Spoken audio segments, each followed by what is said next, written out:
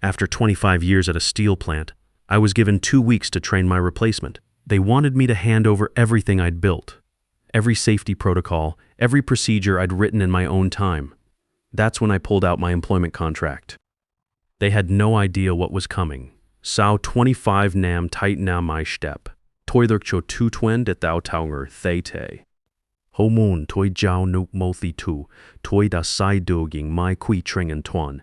Mo shu tuk toi da vitron toi jian shring. Luk da toi ruk ra hup don lao dong. Ho hung bit doji sop se ra. What would you do if you'd given 25 years to a company, written safety protocols in the blood of your best friend, survived the 2008 crash when every other plant in Ohio shut down, and then some German executive who'd never held a wrench told you to train your replacement in 2 weeks? My name is Eddie Garrison. I'm 47 years old. I spent 25 years at Ironworks Industries in Youngstown, Ohio. The last 14 of those as Senior Operations Supervisor. And what happened to me in October 2024 is the kind of story I used to hear from other guys and think that'll never happen to me. I've been here too long. I know too much. They need me. That's exactly what they were counting on 7:45 a.m. Tuesday, October 8th, 2024. I was in the main break room, the one with the coffee machine that had been making the same burnt-tasting swill since Clinton was president. I had my clipboard, going over the morning shift handoff notes. Bridge crane number 2 was running about 3 degrees hot on the hydraulics. Plasma cutter on line 5 needed new consumables, normal Tuesday morning stuff. The break room smelled like industrial coffee and metal shavings, same as it had every morning since 1999, 25 years of the same routine. Check the overnight reports, identify potential problems before they became actual problems. Keep the machinery running and the people safe. That's what I did. That's who I was. That's when Laura Foster walked in. Laura was HR director, been there maybe 6 years. Professional type, always carried herself like she had somewhere more important to be. She wasn't the kind of person who came down to the floor break room to shoot the breeze.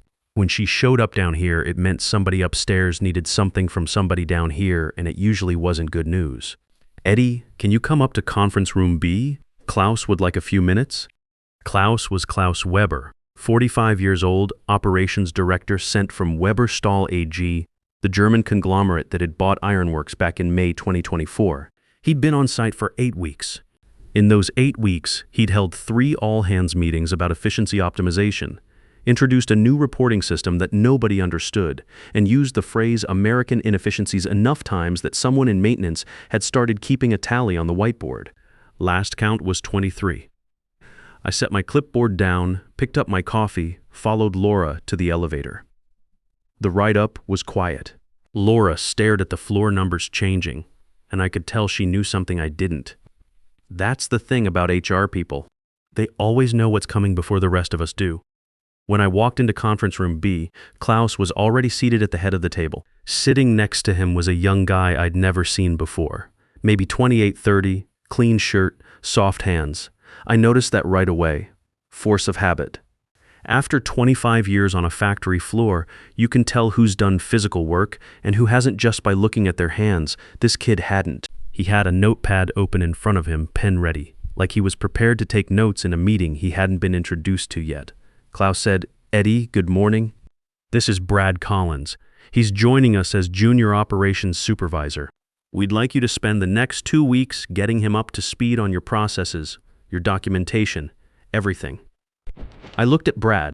He gave me a polite nod and what he probably thought was a confident smile. Nice enough kid, probably, green as spring grass, but that wasn't his fault. I looked back at Klaus. I set my coffee cup down on the table slowly, the way you do when you're buying yourself time to think. "I'll need until end of week before we discuss any knowledge transfer timeline," I said. Klaus blinked. "We were hoping to start tomorrow, end of week." I didn't say anything else.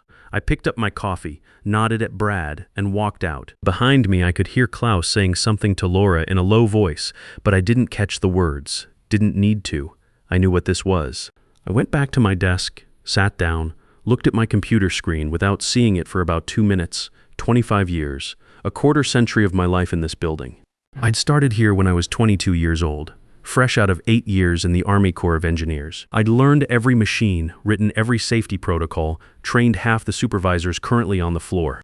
I'd been here through 3 ownership changes, 2 recessions, and more equipment upgrades than I could count. I'd been here when Tommy Ricci died. Tommy. That's where this all started, really. October 15th, 2001. I opened the bottom drawer, the one I kept locked, and pulled out a manila folder. Inside was a copy of my employment contract, the one I'd signed in 2008, when the recession had forced Ironworks to restructure all senior management agreements. But underneath that was something older, a Polaroid photograph, faded now, showing me and Tommy on our first day, both of us grinning like idiots in brand new hard hats. Tommy Ricci was my partner on the floor for 2 years. Started the same week I did in 1999. Good guy, had 3 kids, coached Little League on weekends. We worked the same shifts, covered for each other, learned the job together. October 15th, 2001, Tommy was doing routine maintenance on Bridge Crane 3. Standard procedure, except the standard procedure at that point was whatever the guy who'd been there longest remembered doing last time. Nothing written down. No lockout protocols, no safety verification steps. Just institutional memory passed from one shift to the next like a game of telephone, where people's lives depended on getting the message right. The crane's emergency brake failed. Tommy fell 35 feet onto concrete. He died on the way to the hospital. He was 24 years old. His youngest kid was 6 months old. I stood at his funeral and made myself a promise. If I was going to be responsible for people's safety, I was going to write down every single thing that kept them safe. Every procedure, every warning, every piece of knowledge that could mean the difference between going home to your family or not going home at all. I started that November kitchen table, legal pad, every Sunday morning before the rest of the world was awake. By 2003, I had 4 binders. By 2008, when the recession hit and the company wanted everything formalized, I had the foundation of what became the complete Ironworks Safety and Operations Library. 18 process manuals, a 300-page safety compliance framework cross-referenced with OSHA standards, preventive maintenance schedules for every major piece of equipment, and a risk assessment matrix that our insurance company asked to use as a reference model for other clients. I turned to Section 12, subsection C of my 2008 contract. I'd read it maybe 20 times over the years just to remember it was there. It said that any proprietary operational systems, safety documentation, or process architectures developed by me using personal time and personal resources would remain my intellectual property unless explicitly purchased by the company through a separate written licensing agreement. I read it twice more. My finger started tapping on the desk. 3 short taps, 3 long, 3 short SOS in Morse code. Old Army habit from my engineering days. When the situation got complicated, you went back to basics and you made sure people knew you needed help. Then I called Hank Rodriguez. Hank Rodriguez and I went back to Fort Leonard Wood, 1995. We'd both been Corps of Engineers, both done our 8 years, both came home to Ohio looking for steady work. Hank had used his GI benefits for law school, built a practice in IP and employment law out in Akron. I'd used mine for an associate degree in industrial management, then gotten hired at Ironworks. We grabbed beers maybe 4 times a year, talked shop, watched the Browns disappoint us together every fall. He was the kind of lawyer who skipped the fancy vocabulary and just told you what the situation actually was. I got his voicemail, Hank. It's Eddie. I think I'm about to get pushed out of Ironworks. There's a clause in my 2008 contract I need you to look at. Call me. He called back at 11:52 a.m. I was still at my desk, staring at the Bridge Crane report, but not really reading it. Talk to me, he said. I told him everything. The meeting, Brad Collins, Klaus's 2-week timeline. When I got to Section 12, subsection C, and what I'd spent the better part of 14 years building under that contract, he went quiet for a moment. Hank didn't go quiet unless he was thinking hard about something. Eddie, tell me you kept documentation. Personal notebooks going back to 2001. Files on my home computer with creation timestamps. Email records where I'd sent myself version logs. The original draft of the first safety manual I wrote after Tommy Ricci died. I wrote it on legal pads at my kitchen table over 3 weekends in November 2001. I still have those pads, every page of them, in a file box in my closet. Another pause. Do not agree to transfer anything. Not a page, not a conversation, not a verbal walkthrough. Tell them you're consulting legal before any knowledge handoff begins. I'm looking at that contract tonight. They want to start tomorrow. Tell them end of week. You already did. Good. That buys us time. I'll call you tonight. I hung up. Went back to the hydraulic variance report for bridge crane 2, tapped SOS on my desk 3 times. Then I got back to work, same as I had every day for 25 years. But everything felt different now. The sounds of the plant floor, the routine morning checks, even the terrible coffee tasted different when you knew it might all be ending soon. The rest of the day passed normally. I handled a minor issue with the plasma cutter consumables, reviewed the preventive maintenance schedule for next month, answered questions from the floor supervisors. Normal Tuesday stuff. But every time I looked up from my desk, I could see conference room B through the glass partition, and I could see Klaus and Brad in there, probably planning out my replacement timeline. Klaus was gesturing at something on his laptop screen. Brad was taking notes, nodding along like he understood what they were talking about. That evening, I drove home to my house in Hazleton, about 15 minutes south of the plant. 2-story colonial I'd bought in 2001, right after Tommy died. Funny how life works like that. Buy a house to start a family. Lose the friend who made you think about safety. Spend the next 23 years writing down everything you know to keep other people's friends alive. The house was quiet. My daughter Melissa was back at Youngstown State for her senior year, nursing program. My son Danny was finishing up his welding certification at the trade school in Austintown. I'd been divorced for 6 years now. Carol had remarried 3 years ago, lives over in Boardman with her new husband. A good guy, actually. Works in accounting, never missed one of Danny's baseball games when he was in high school. The divorce had been clean, no lawyers, no fighting over money. We'd just grown in different directions. She wanted someone who came home at 5:30 and left work at work. I'd never been that guy. And after Tommy died, I'd become even less that guy. I made myself a sandwich, grabbed a beer, sat down at the kitchen table with the contract. Same table where I'd written the first safety manual 23 years earlier. Different house back then, different life, but the same principle. When something important needed to be figured out, I figured it out at the kitchen table with legal pads and whatever needed to be written down. Hank called at 9:30. "Eddie, I've read the whole contract. Section 12C is airtight. You own that documentation. Everything you built on your own time with your own resources has never been purchased by Ironworks, not by the original ownership, not by Weber Stahl AG. They've been operating on your intellectual property for 14 years without a licensing agreement. I let that sit for a second. What do I do with that? Tomorrow morning, you go in calm. You tell them that before any knowledge transfer can begin, the company needs to establish a formal licensing agreement for your proprietary materials. You state the facts. You don't threaten, and you don't sign anything they put in front of you. If they push back hard, then we file. And while that plays out, you have zero legal obligation to hand over a single page. They need this stuff more than I need to give it. That's exactly right. Eddie, I want you to understand something. That documentation library isn't just paperwork. It's the operational backbone of a plant that runs about $60 million in annual output. If they lose access to it, they don't just lose procedures. They lose the institutional memory of how every system in that building actually functions. The safety protocols alone are worth more than they probably realize.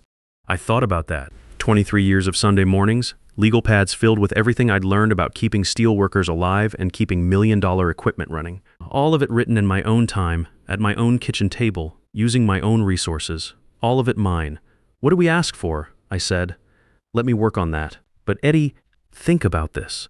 If Weber Stahl AG wants to take over your job and your responsibilities, they need to understand that your knowledge and your work product have value.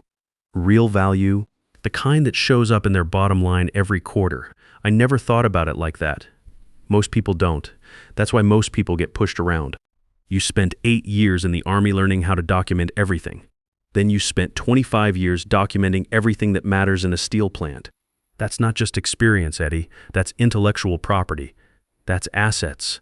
And assets have prices. We talked for another 10 minutes about strategy, about what to expect, about how these things usually played out.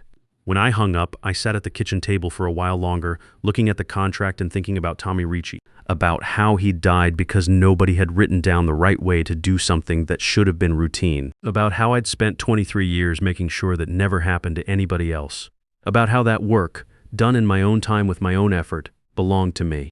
Wednesday morning, 8:15 a.m., I got to the plant before Klaus, got my coffee, went to my desk.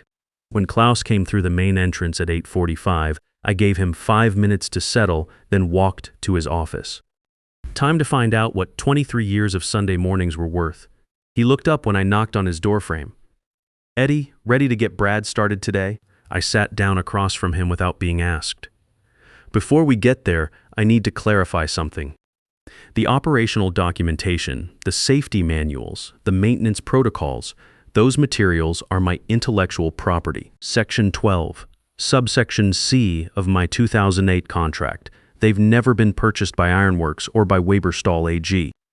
I'm willing to negotiate a licensing agreement, but I can't begin any knowledge transfer without one in place."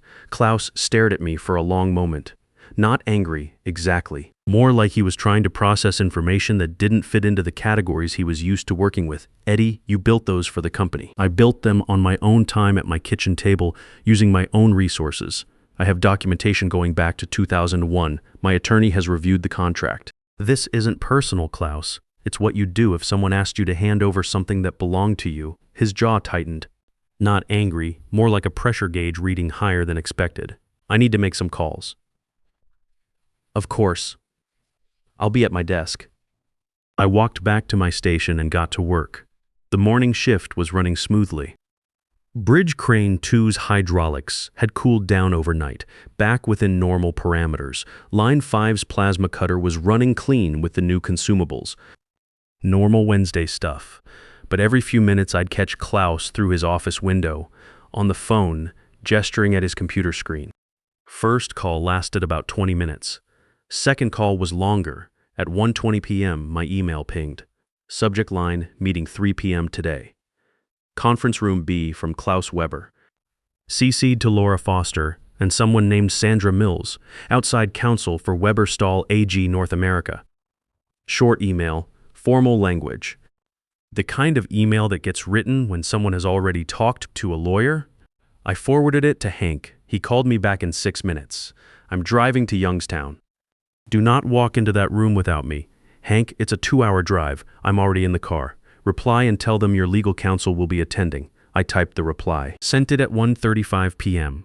Klaus's acknowledgement came back at 1:48. 3 words, "That is fine." Hank arrived at 2:45 p.m. We found a small conference room on the second floor and closed the door. He set his briefcase on the table and slid a bound document across to me. "This is our proposal. We're asking $520,000.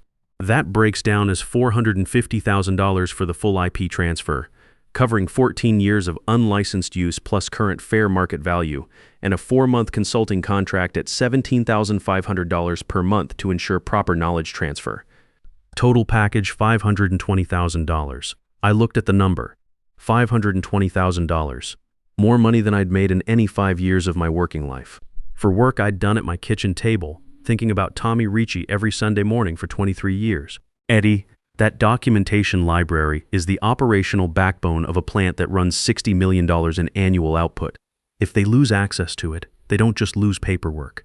They lose the institutional memory of how every system in that building actually functions.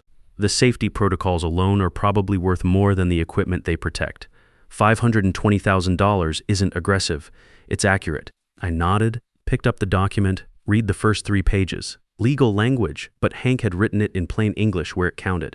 Fair market value for intellectual property developed over 14 years, compensation for unlicensed use, consulting fees to ensure proper transfer. It was all there, laid out, like the engineering reports I'd been writing for 25 years. "Okay," I said, 3 p.m., exactly. Conference room B had a longer table than I remembered. More chairs, windows looking out over the parking lot and the Mahoning River beyond it. Klaus was already seated when we walked in.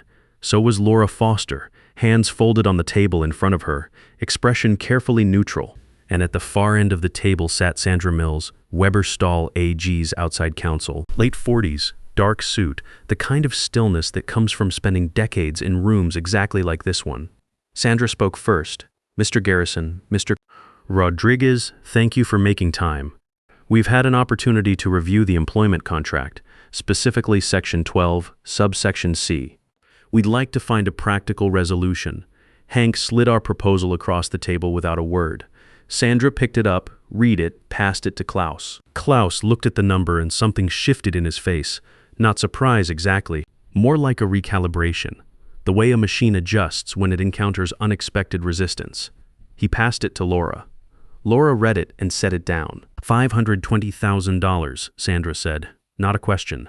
That's correct, Hank said. The breakdown is detailed on page 2. We're open to discussion, but the baseline reflects 14 years of unlicensed use of proprietary materials. The math is straightforward. Klaus leaned forward. Eddie, you built this documentation as part of your role here. It was always understood to be company property. I looked at him steadily. Klaus, I built the first manual on a Sunday morning in November 2001 at my kitchen table, 3 weeks after my best friend died because we didn't have proper procedures written down. Before this management team existed and before Weberstahl AG had ever heard of Ironworks Industries. I have the original legal pads, time-stamped digital files, and 23 years of documentation that establishes exactly when and how each piece was created. My contract from 2008 reflects that reality. If there was a misunderstanding, it wasn't on my end. The room went quiet. Sandra looked at Klaus.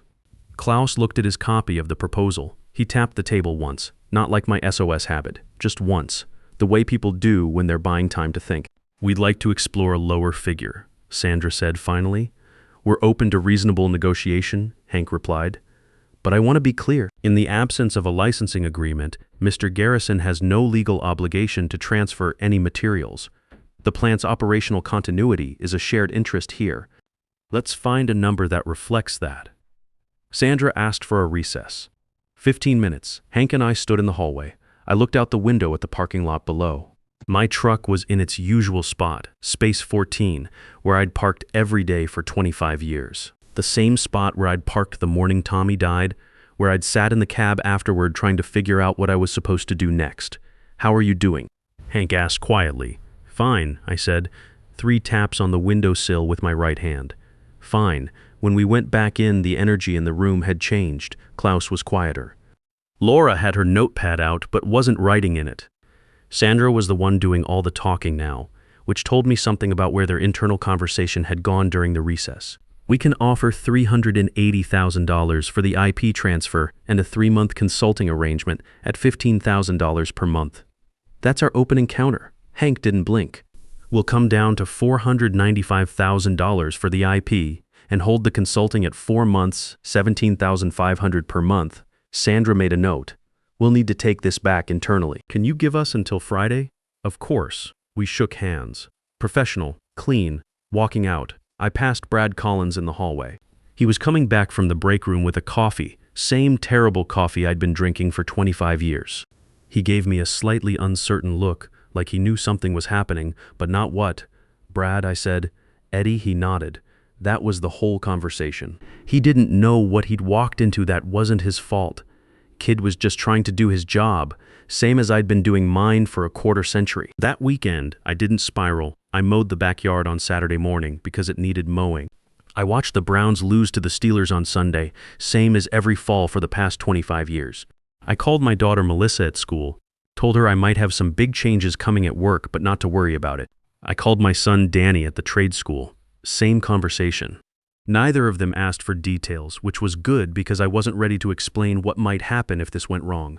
I thought about calling my ex-wife Carol, but decided against it. We'd been divorced for 6 years, and she'd moved on to a life that didn't include my work problems. She'd remarried a good man who came home at 5:30 every day and never brought the office stress to the dinner table. That was what she'd needed, and I was glad she'd found it. Friday morning, 10:30 a.m., email from Sandra Mills. Subject line, revised proposal. I opened it. Weberstahl AG was prepared to offer $450,000 for the full IP transfer and a 3-month consulting contract at $16,000 per month. Total $498,000 before severance. I forwarded it to Hank. He called at 10 to 45, counter at $480,000 IP, 4 months at $17,000. We're getting there. I typed the counter, sent it at 11:00. Sandra replied at 2:30 p.m., Can we meet Monday afternoon? Monday afternoon, same conference room, different energy. Klaus was there, but he wasn't running the room anymore. The kind of quiet that means a decision has already been made somewhere above his pay grade, and he was just there to witness it. Sandra was the one who ran the room now.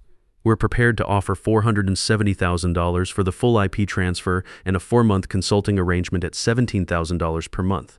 Total $538,000. This is our final offer.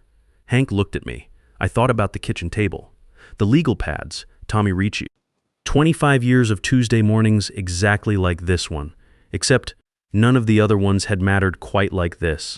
$538,000 for work I'd done thinking about a dead friend every Sunday morning for 23 years. We'll accept, Hank said. Klaus looked relieved. Sandra nodded. Laura Foster actually smiled, probably the first genuine smile I'd seen from her in 6 years. Agreed, Sandra said. We'll have the paperwork ready by Thursday. The paperwork took the rest of the week. I signed on Friday, October 25th, 2024 at 3:15 p.m. in Sandra's office downtown. The notary was a woman named Patricia Lane. Steady hands, efficient. She didn't ask questions and I didn't offer anything. Just signatures, initials, date, done. The contract was 32 pages. I read every word before I signed. Hank sat beside me the entire time. The first payment, $470,000, cleared my account on Monday, October 28th at 11:20 a.m. I was sitting in my truck in the Ironworks parking lot when the bank notification came through. I opened the app, looked at the number, refreshed it once. It was real. I sat there for a while, tapping SOS on the steering wheel. Then I went inside for what would be my last day as an employee and my first day as a very expensive consultant. The next 4 months, I showed up every day as the contract required. I worked with Brad Collins on the full knowledge transfer, answered every question, responded to every email, made video walkthroughs for the systems that were harder to explain in writing.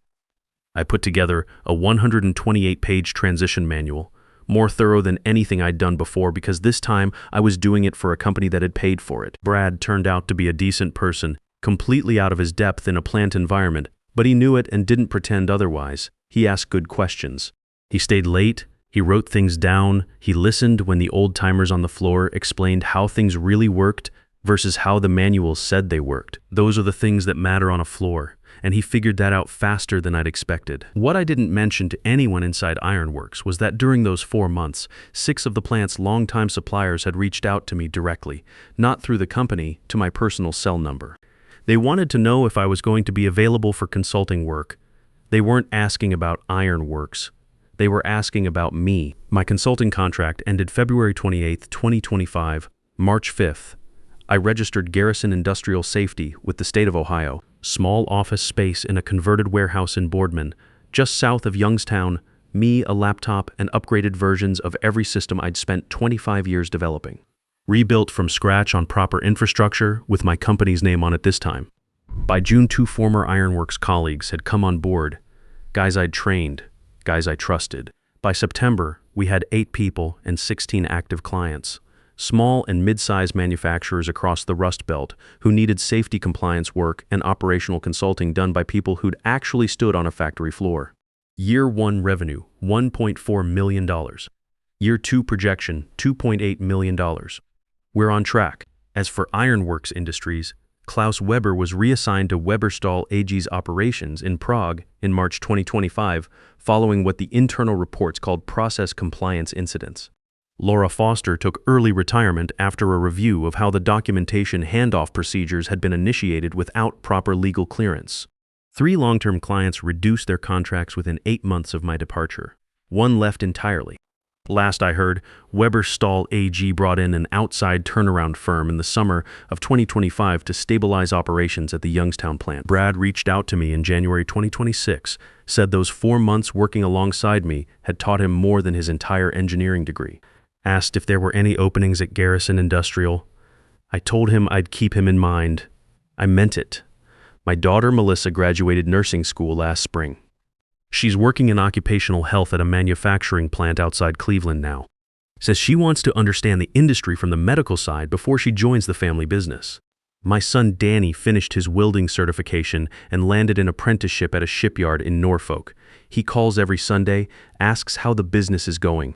Doesn't call it corporate bullshit anymore. Even Carol called me last month, said she'd heard about the business, wanted to know how I was doing. We talked for maybe 20 minutes. She said she was proud of me for standing up for myself, something she'd never been able to get me to do when we were married. Funny how life works like that sometimes. Here's what I know after all of this.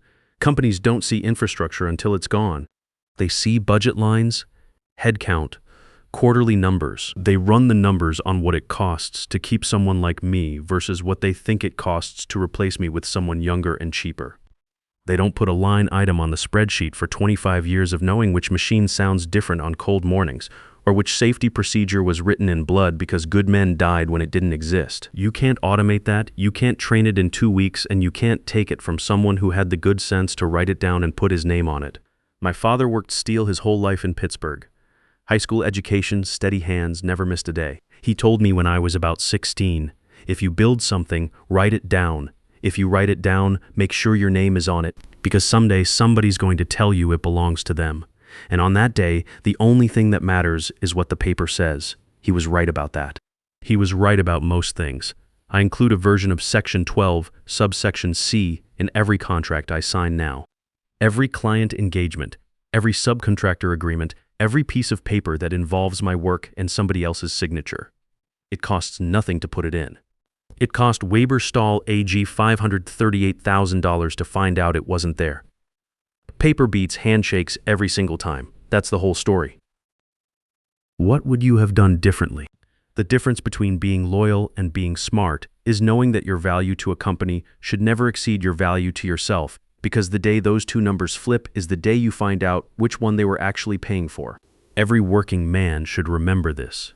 They didn't respect 25 years of your dedication until they had to write a check for it. And that tells you everything you need to know about respect in corporate America.